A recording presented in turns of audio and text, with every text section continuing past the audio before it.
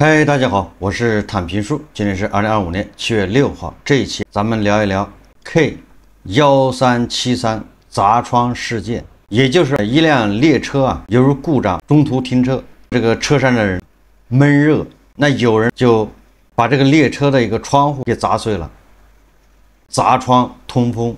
那当时列车上这个车厢的人都非常赞成，但是砸窗的这个小伙被铁路公安叫去批评。就这么个事儿，现在在网上也成了个热点，大家都在热议，众说纷纭，公说公的理，婆说婆的理。这个铁路部门似乎有铁路部门的苦衷，这个铁路公安也有他们的苦衷，乘客那苦衷是肉眼可见的，大家都能感同身受的。而这个铁路部门、铁路公安，他们的这个苦衷是那些隐形的条条框框。我来聊一聊这个事。首先要从铁路部门的这个通报说起。咱们从官方通报，广铁长沙客运段他发了一个关于 K1373次客车滞留东校站的情况说明。这个情况说明也非常有意思，他是这么说的：他说7月2日20时28分，京温地方铁路公司一货物列车在金华市境内沪昆县东校站停车不及，侵入下行正线，致我段直乘的 K1373次客车机车脱线，经紧急处置，换挂机车后，列车于23时27分恢复运行。就这么一小段文字，基本上我认为绝大部分人读完之后根本就不知道他在讲什么。换言之，这个通报他就不讲人话，把一个本来几句话能说明白的事情，他通过这种包装专业术语，实际上就让所有人都不明白到底发生什么了。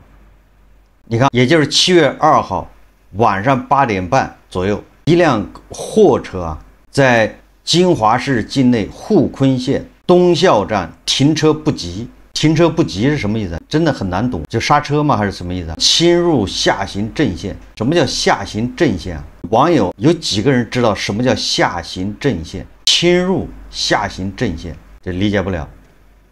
致我段直乘的 K1373次客车机车脱线。啥叫脱线呢？经紧急处置，换挂机车后，列车于23时27分恢复运行。20时28分发生的事故，23时27分恢复运行，整整是3个小时。那也就是 K1373停在事故地点3个小时没动，能把这么一个简单的事情说得这么复杂，让大家听不懂，云里雾里，不知道发生什么了。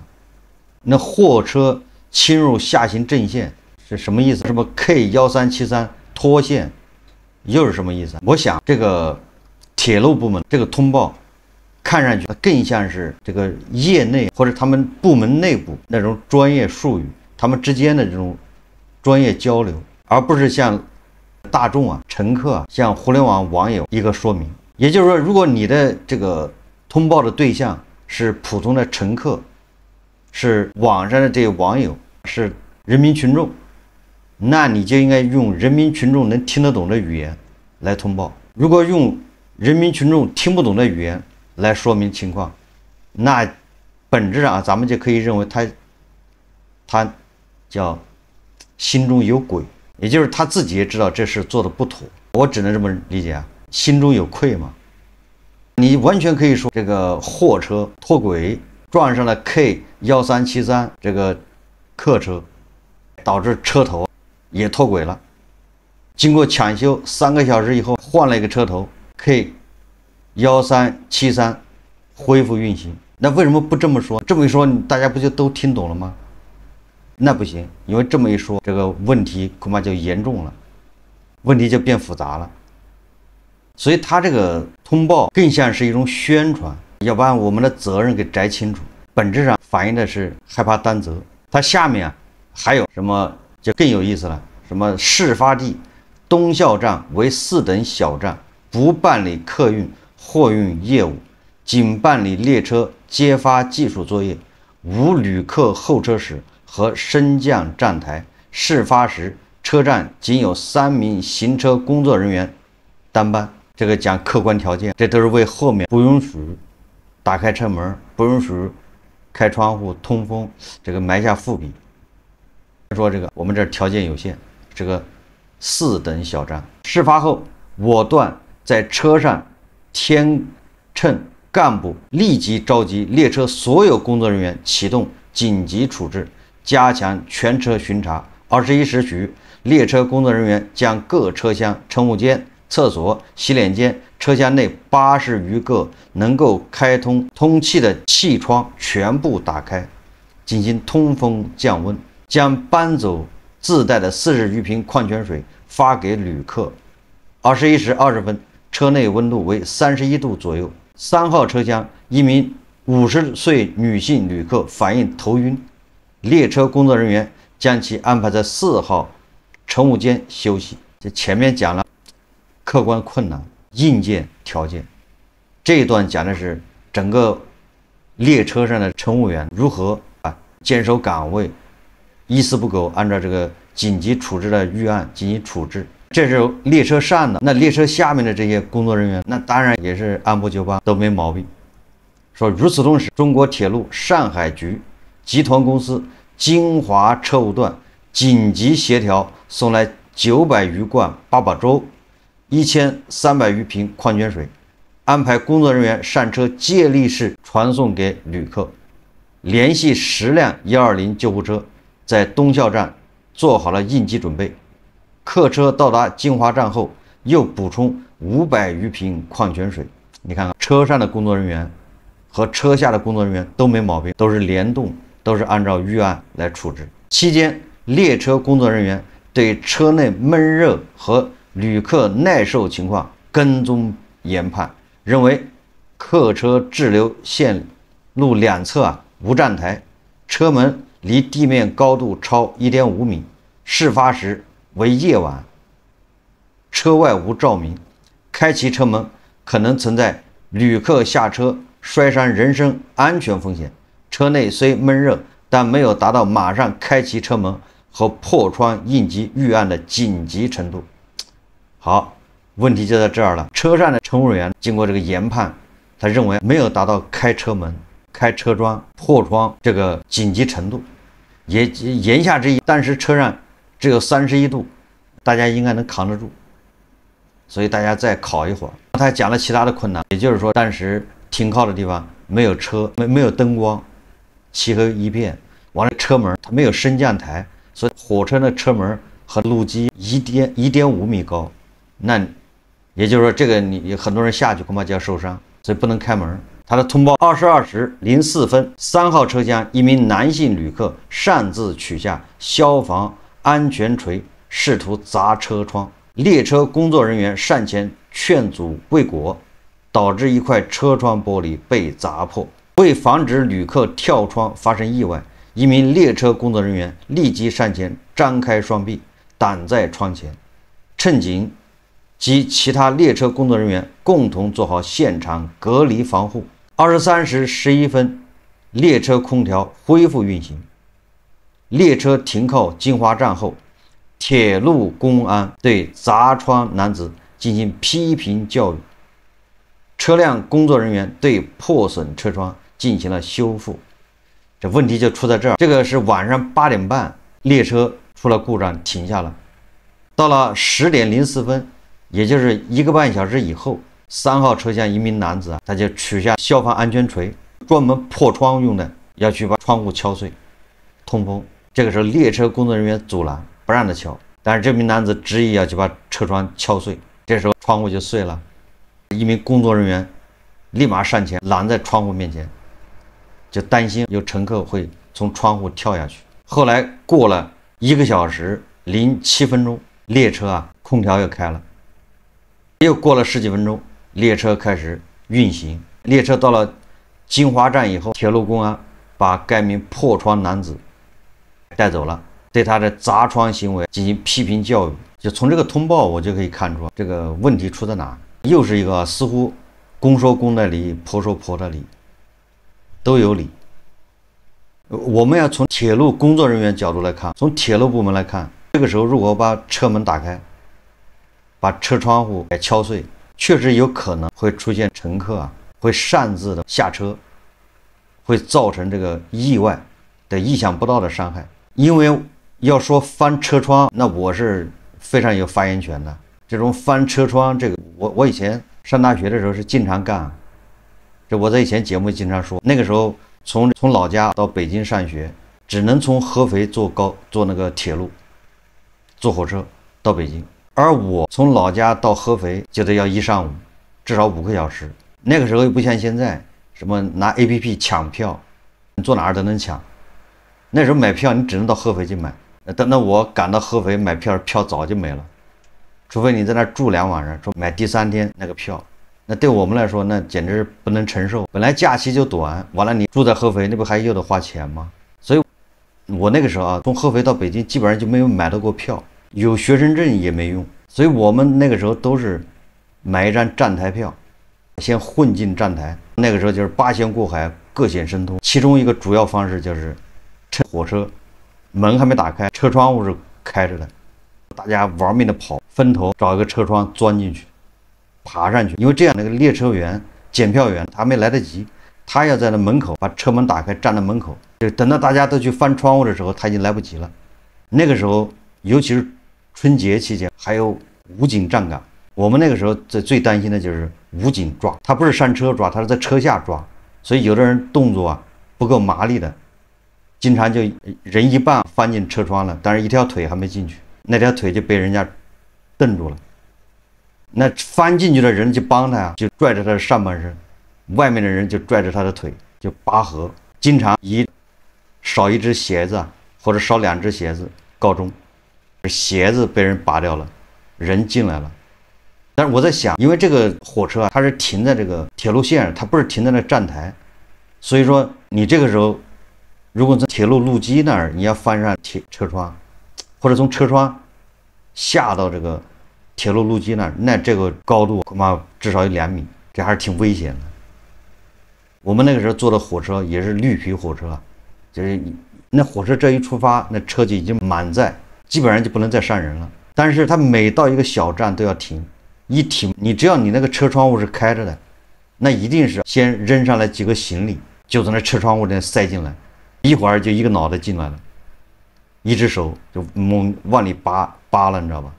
下面有人往那拖他，一会儿就冒出3、4个人从车窗里爬出来。后来大家坐车，你这个地方把窗户一开，就老有人爬进来，你这地方人就越来越多，这个车厢人也越多，这空气就越浑浊，条件越差。所以说一到站，很多人就把车窗给它关上，给它锁死，这样就没麻烦了。反正你也没办法从这个地方翻进来。只是说坐火车空调没了是什么个滋味？我想坐过火车人都深有体会，不用多言。现在的这个火车，我看这个叫 K1373，实际上就是快车，它不是高铁。但是现在的这个绿皮火车，它好多尤其是快车，它那窗户也是密闭的，它不能打开。过去的绿皮火车这个窗户是能打开的，所以这个窗户一不能打开，车一停，空调一关，感受大家自己都能想象。你想最近这2天的温度是多少度啊？对吧？你坐在房子里你都坐不住，你想在火车那个时候就变成一个铁皮罐子，里面人都坐满了，那你就想象那里面的空气状况、温度状况、闷热，具体情况大家可以看视频。我跟你讲，我怀疑上课，不跟他们讲那个不能。这是还是微信设备吗？现在还没有吧？可快死人了。要心悸了，这些人都。那他们这都刚才到地下抬了个电呢。你现在要么就把这个窗户不开门，窗户要拆，或者要敲2个吧，要死掉了，对不对？回去敲2个。你再不这样，真的要。一锤敲2个，我操！2元钱，我操！死的啊！死没了，死不掉。我们可以这说，我们翻的话，等我们翻你这个车上，起码要翻个多少人？有没有水呀？有。哎，我洗个脸受不了了。我们现在要什么？我这个水，你这沉默是叫一点不问题，关键你这个里面这个太洋气，知道不？你们说几分钟来电了？现在已经啥时候了？现在已经11:07了，啥时候来电？那个人家一家伙人家这么大的房子，他妈的一平地瓦去，他妈的线路他妈的都给沿路性太阳干到没去工作，你干啥的？你们家人在车上，你们不急？怎么不急？我们跟西西一样的，一样的嘛。我说你这电视上面台是东西，对不对？啊，这各司其职，有人在搞，有的是搞那个的，方面有维修的在搞，这个我也搞不了。一直等，这样我们一直等，那这样中暑了怎么办？要死掉了！我们要等到什么时候啊？等一下5分钟过了。能开门不？啊？不能开。把我们小孩放在门口，那开点风气，你就守着。就这种情况，我遇到很多回，而且坐飞机也遇到过这情况。经常你一上了飞机，你以为飞机要起飞了，结果一会儿来个通知，说你到达的那个机场是有雷暴，总之不能降落。好，你这航班他也不说让你下飞机到那个航站楼待着，不是的，你这个航班先滑行到旁边停着。往往这个时候经常就那个航班里面没有空调，不知道是出什么原因，热才叫真热。这个 K1373，它把车上的80多个窗户还打开了，洗手间的窗户，还有什么能打开的窗户，它都打开了，一共80个。那飞机呢，窗户的根本就开不了。在飞机上遇到这情况，恐怕很多人也遇到过，那才叫热。所以以我的经验，我虽然不在这个 K13373上面，但是以我的经验，你想，在这个天气下，即便是晚上8点，那温度也还是很高，大家在上面扛了1个半小时，从8点半扛到10点，问题还得不到解决，是不是大家越来越焦虑？越焦虑，那你在这种状况环境下，人是越来越难受，越热越焦躁。你这个时候，你乘务员硬卡说现在31度不用开窗户，没有用。对这个乘务员来说，他或许遇到这种情况也不是一次，叫见怪不怪。但是对乘客来说，毕竟大家不是说偶尔碰到一次受不了，所以这个时候1个半小时以后，有人要把这个窗户给它破掉，通风，我觉得这完全是合情合理，这个应该符合紧急避险原则。我不赞成这个乘客下火车，但是我赞成敲窗户，因为这个时候火车上只是气温比较高，比较闷热，但是它并没有危险，它并不是说起火了或者乱七八糟的，所以没有离开火车的这个必要。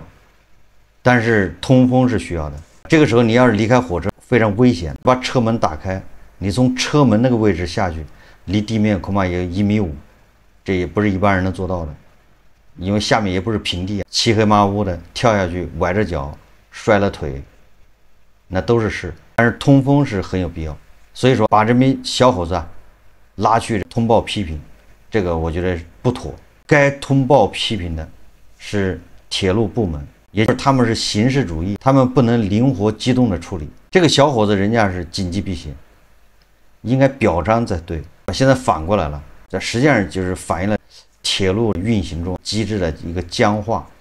他们都是按照这个紧急预案来处理的，都没有犯错，都是按照条条框框来处理的。那能说明什么问题？就说明僵化呀！你非要上面一个人热出毛病了，出了人命，你才能达到你的标准。问题是在哪？问题就是谁也不敢负这个责任。就是说，你让这个列车上当班的列车长，他是第一责任人，他下令把窗户砸了，他敢吗？他是按照那个标准来的，他要砸窗户，他要担责任，他要把车门打开，万一有一个乘客出问题，那都是他的责任。市场监督总局发布一个叫生猪运输管理技术要求国家标准，你把猪从这个地方运到那个地方去，生猪就是活的猪，那咱们主管部门都立了一个标准的国家标准。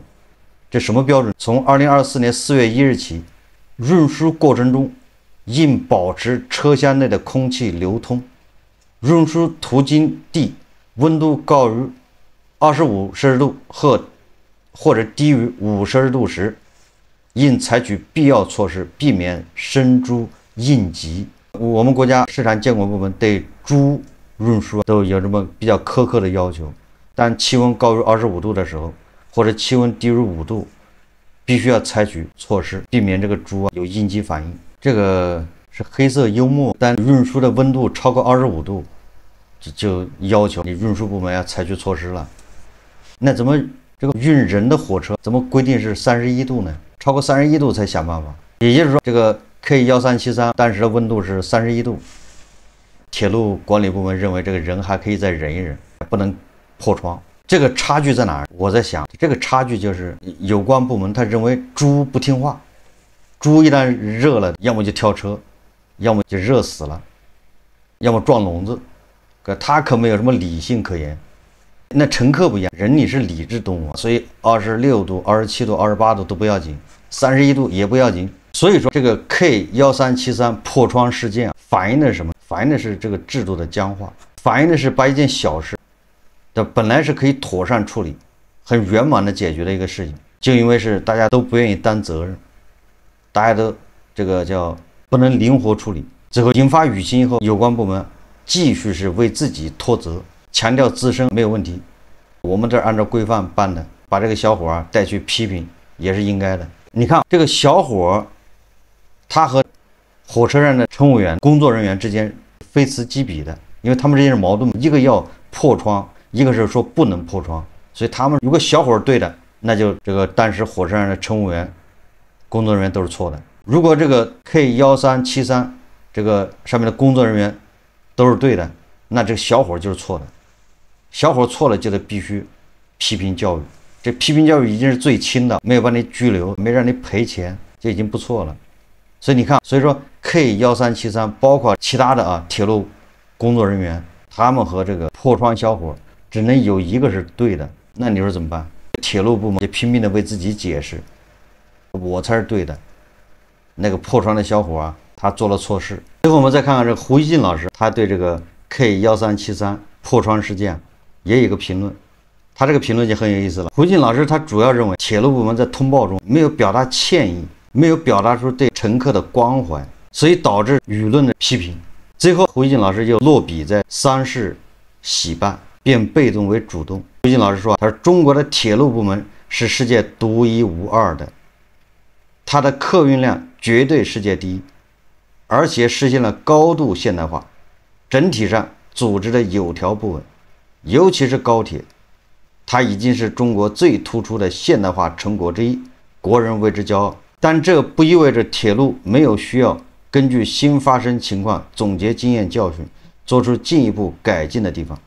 希望这起事故成为中国铁路进一步完善并且高质量发展的一个契机。最后顺带夸了一下咱们高铁、铁路遥遥领先。好，这期节目咱们就聊到这里，感谢大家收看。如果喜欢我的节目，欢迎订阅转发，也可以在下方留言评论，谢谢大家。